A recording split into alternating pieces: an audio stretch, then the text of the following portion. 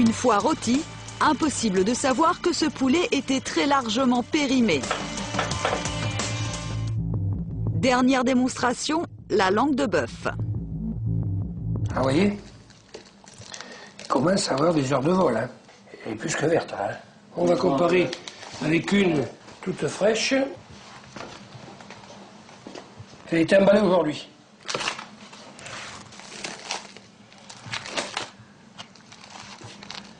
C'est une langue qui a été lavée, ça.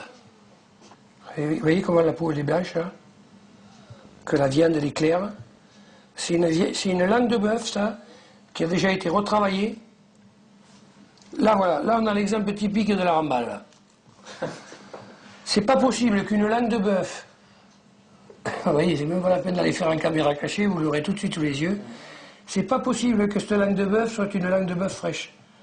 Pour un professionnel, moi ça fait plus de 20 et quelques années que je fais la boucherie, et je vous dis que ça c'est une langue qui a été lavée. Je suis catégorique là-dessus. Parce que vous voyez, le petit coup de couteau que je mets là, aussitôt c'est pas blanc, hein, c'est rouge. Hein. Une langue c'est toujours un peu sanguignolant, alors que là elle est enlevée de tout son sang, quoi. Ici elle a été recoupée.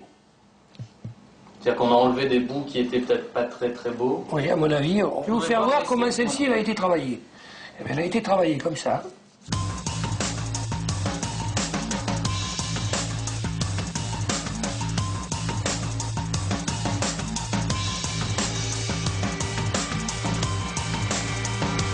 Vous voyez déjà, quand elle trempe, regardez la viande, et blanchie.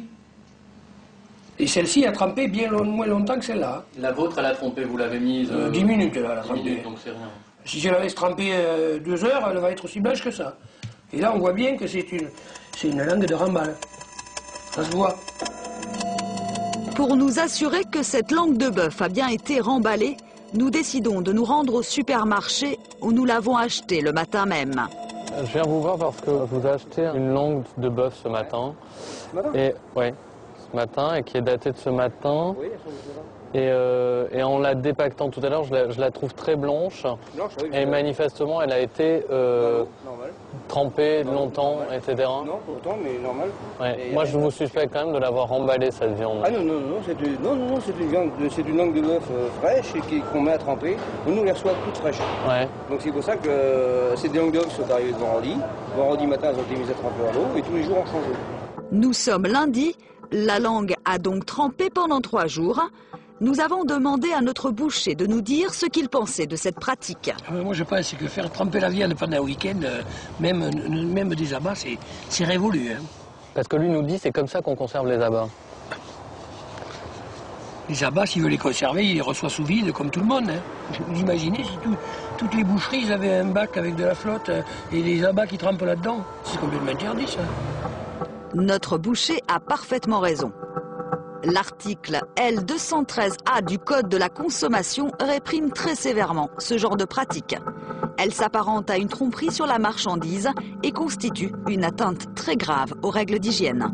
Nous avons demandé au boucher de nous procurer la facture de la langue de bœuf, seule preuve de sa bonne foi. Il n'est pas très disposé à nous informer. Vous êtes habilité pour revoir les cahiers de... Ben, je suis client déjà, donc oui, je suis client chez vous, donc voilà.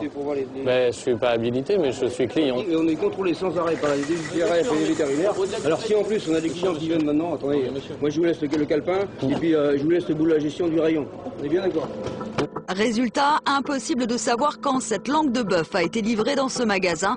La direction refusera, elle aussi, de nous donner l'information. Ce que je voulais, c'était une question d'être rassuré ou pas. Si on commence à rentrer dans ce jeu-là, tous les clients, je vais sortir le cahier de machin, je vais sortir 2 bouchées du laboratoire pour ouvrir tous les cahiers de trucs. Il y a un peu de recherche à faire, on n'a pas le temps de s'occuper de ça. Je vous laisse. Merci, monsieur. Je suis pressé, j'ai 2-3 choses à voir. Merci. La seule chose que nous proposera le directeur du magasin, c'est de nous rembourser la langue.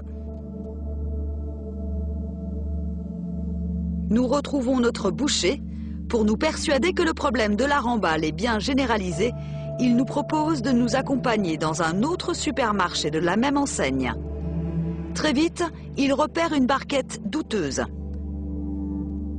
Vous pouvez nous montrer comment vous avez pu voir à l'œil nu les choses? À l'œil nu, c'est que vous avez une barquette de beefsteak en gros conditionnement avec 1, 2, 3 sortes de viande. C'est quoi comme morceaux différents?